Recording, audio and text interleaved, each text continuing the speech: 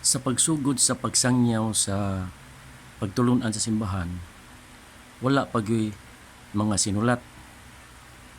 Oral ra gyud na ilang gamit. Mao na naigaingon ang 1 Timoteo 1:13. Huptim nga sumbanag mga pulong nga maayo ang imong nadungog.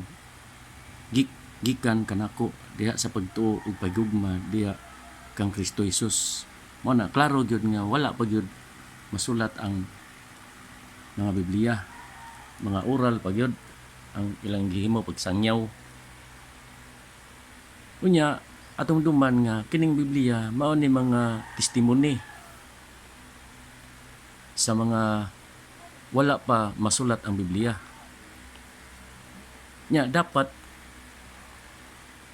magsunod kita sa tradisyon ang nag-una nga mga pagtulunan nga sa simbahan nga sa kamala akong gingon nga dili gyud pwede na mausab ug kanang mga instruction sa apostles ug kanang mga doctrine sa apostles nga kana gyud atong subayon.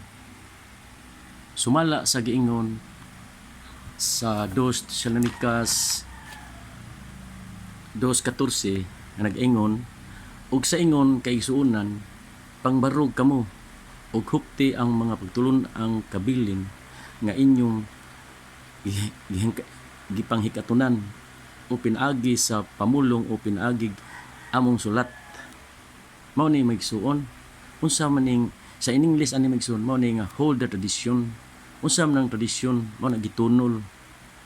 Mao na musubay gyud na gikan gyud sa atong mga ginikanan nga o mga katigulangan sa mga pagtulunan gyud nga ilang gihimo yadtong unang panahon pa gyud sa pagsugod sa bag-ong testamento. Mao na maigsoon.